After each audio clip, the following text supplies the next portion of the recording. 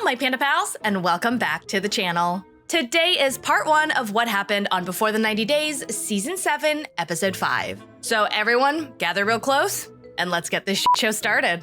Let's check in with Loren and Faith. After figuring out that weird stuff coming out of his pee-pee is gonorrhea, I've been having gunk spew out of my penis. I'm like, well, this all makes sense now. Loren tells us that since it's treatable, he really doesn't care. It's curable, and people get it all the time. For me, it's not a big deal. It's like food poisoning. So yeah, I think it's pretty safe to say that this will not be encouraging him to wrap up his wiener anytime soon. Faith takes Loren and all of his lies on a little day trip to Wawa Dam.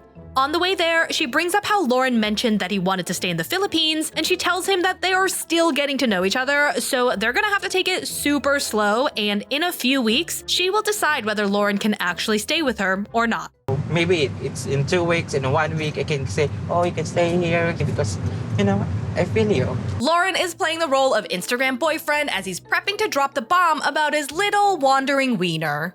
I really hope we keep building our chemistry today before having a fun conversation about STDs and monogamy. They hop into the water and they're all fun and flirty, and Faith is living for it. Being the water gives me confidence as a woman. My hair is flowing, I'm graceful. So she is feeling like a little sexy siren, and she's super happy that Loren gets to see her in this element. She knows he's far from perfect, like really far, like really far. But after he opened up about his financial situation, she's convinced that he is serious about their relationship. And I dream about having a connection with him forever. Ugh! She is so wholesome, and it makes me so mad that she likes this dumpster fire of a person. Faith's over here, she's like, I'm a beautiful mermaid, and Loren is like, yeah, you are. And he tells her that it has been his ultimate dream to marry someone just like her. Beautiful, hardworking, a lady boy, from the Philippines. Like, okay, Loren, this list is starting to get a little too specific, you know? Like, I can't imagine going to my partner and being like, oh, I've always wanted to marry someone just like you. Good looking, gets a paycheck every week, has a PP and just a PP, and is American but of the white variety. It's getting a little too specific. Let's stop. It's getting a little fetishy. Despite my feelings on this, it works on Faith. My dream? Your dream. Is my dream marry someone just like you. You're so sweet. After this touching moment, they get out of the water, and Loren tells her about his other touching moment that got his little wiener sick. Things are finally starting to get romantic. Now I have to tell her this terrible news. I can't put this off any longer, and she deserves to know the truth. Oh, now she deserves to know the truth. Got it. Loren pulls her aside, and he literally says, yeah, so that was a nice moment. It makes you want to kiss me, right? Well, we can't actually kiss. So yeah, feel like kissing energy, so we can't kiss. I have gonorrhea. Oh my God, is that how you break bad news to people? Can you imagine Loren as your doctor? Being like, hey, the surgery went really well. Sure, you're super excited to live, am I right? Well, as it turns out, So yeah, Loren says that he has the gonorrhea with the biggest grin on his stupid face, and Faith asks him when he got it, and this scum-sucking road whore says in the most casual tone of voice, oh, remember that time I sent you a photo of me with this Thai chick during Halloween? And I told you I was just helping her out with some shit? Well, she paid me back by helping me out with my stick. That's my dick. I cheated on you. So she spent the night? Then do you have sex together? Yeah. Faith reminds him that they were dating at the time, and Loren hits her with the most brain-dead defense of all time. We were only dating online. You cannot cheat on someone you have not met in person. Well, I haven't met you yet. It don't count as cheating until I meet you, right? Does it count as murder if no one misses you when you're gone? Faith is like, yeah, it's still cheating. And Loren, in a semi-condescending tone, is like, okay. You know when people think you're wrong, but they are too lazy to argue about it? The audacity. Yeah. It's still cheating. You think so? Because that part is cheating. You think so? Yeah, I know. Okay. It's cheating. Faith tells us Loren did tell her he was crashing at other people's houses, but he failed to mention that he would be crashing inside of them too. Loren tries to soften the blow by saying that there's nothing to worry about because the gonorrhea, it is curable. That just makes me shocked. I know, but it's treatable. You get one shot, it's over. Cured or not, you are still as dumb as a bag of sand. Faith obviously feels betrayed, and she tells us that she doesn't know how to move forward with all of this information. I feel that I don't know him. I feel betrayed. Nawalan ako ng respetar bilang isang tao. The two are in the car heading back, and Faith tells us she's really scared and really nervous. She tells Loren gonorrhea could mean that he has AIDS, and Loren is like, no, they are not the same. No. You don't, it's not the same. Am I the first person you know who get gonorrhea? Okay, so gonorrhea and AIDS may not be the same thing, and just because you have one doesn't mean you have the other, but having gonorrhea does increase your susceptibility to getting AIDS, and I'm sorry, but you sleep around a lot and you clearly do not care about things like practicing safe sex or getting tested in between partners. So Faith has plenty of good reason to be concerned. Faith is like, I cannot believe you were cheating on me. I thought you were serious about me. And Loren breaks his damn back trying to twist it around and blame her by saying that it's her fault because she never asked him if he was cheating on her. No, you didn't ask if I was sleeping with people, but... And then he goes on to say that Faith had to have known that he was sleeping with other people. There was no way that she thought he wasn't. You had to have known that I'm having sex the whole time. Because I trust you. And this fuckwad stain on the human race goes on to say that he did not think it mattered.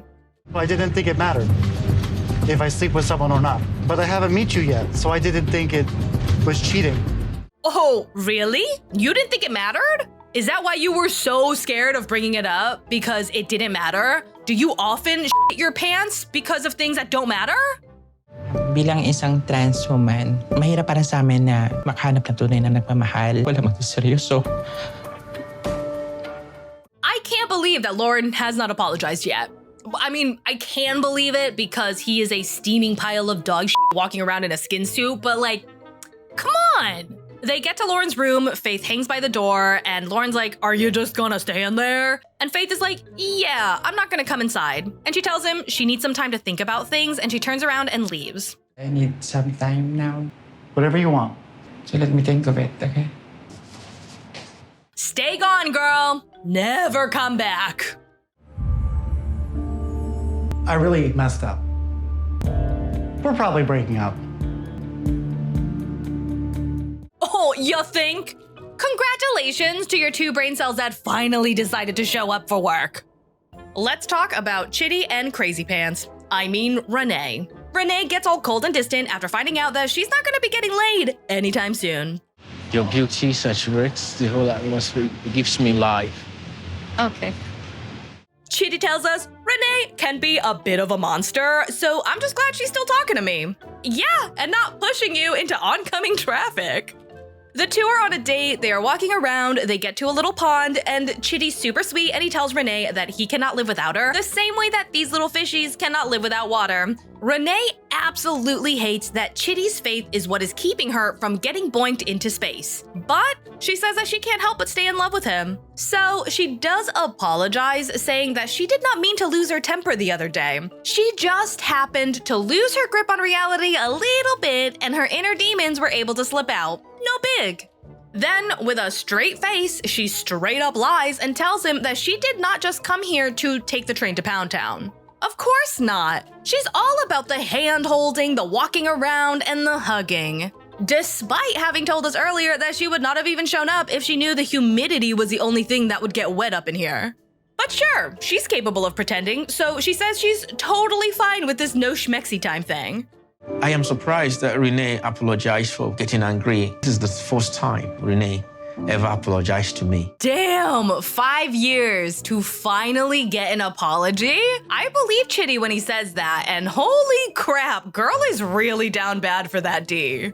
Chidi tells her he totally understands that this vow of his came as a shock since he can clearly remember their various chats about doing the nasty and how he would reassure her that he was super down to clown. Are you ashamed of loving me in that way? Are you ashamed of it now? Because that was who I was at that time. The two are visiting some animals, and Renee tells us that she can see that Chidi is trying to be more affectionate towards her, and she's so happy that she's finally getting some quality one-on-one time with him.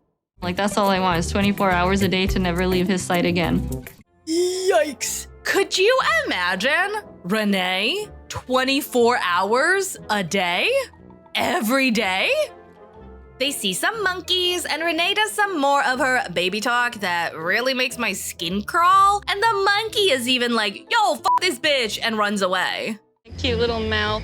He's a little fatty. Okay, I almost had a stroke. Oh. She then asks Chidi how he went blind, and when he explains, she says that if a surgery existed that could let him see again, she would do anything she could to pay for it. Sweet, right? Nope, she had to ruin that moment by going full on Renee. Do you believe that you became blind spiritually? What?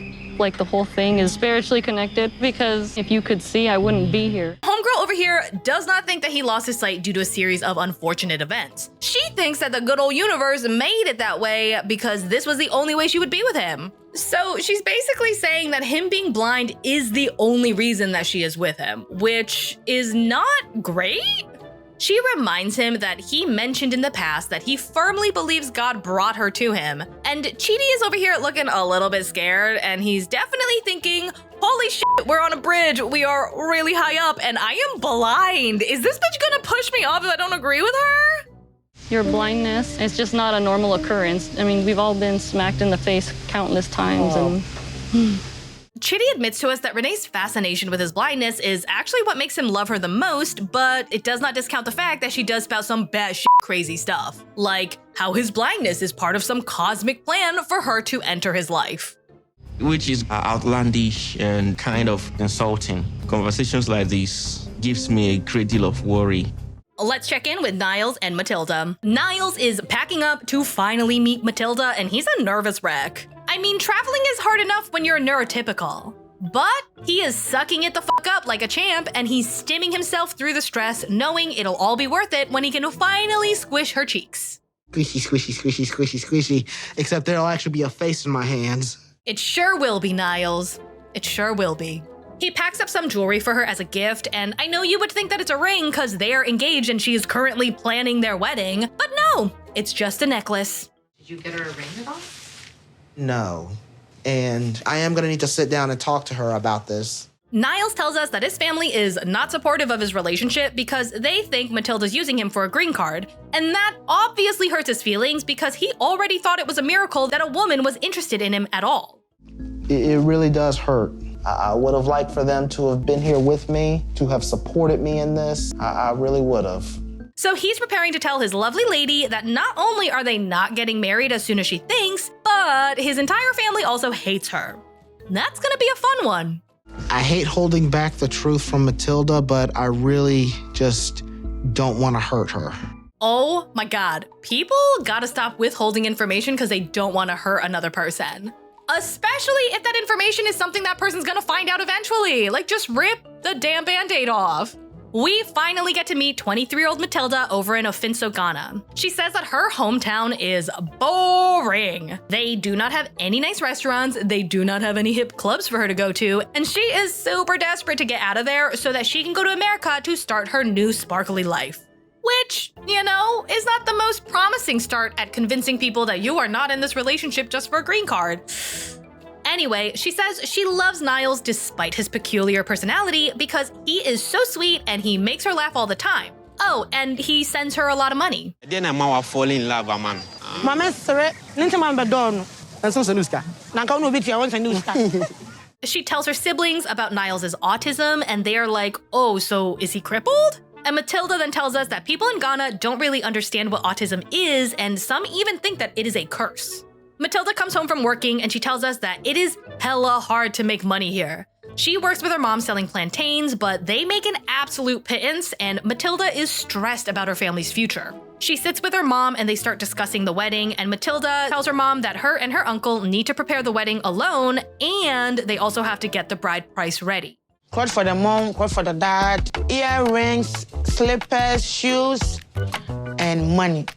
Needless to say, she has a lot riding on this marriage, and she's super nervous that Niles is gonna get overwhelmed and then end up getting cold feet. And that, my Panda Pals, is all I have for you today. I hope you guys like this video, and if you are not subscribed yet, just know I can see you. in all seriousness, I hope you guys will consider subscribing to this channel. And if you guys will do me a solid and help me please the algorithm gods, go ahead and give this video a big furry thumbs up and let me know in the comments down below what you guys thought of this episode.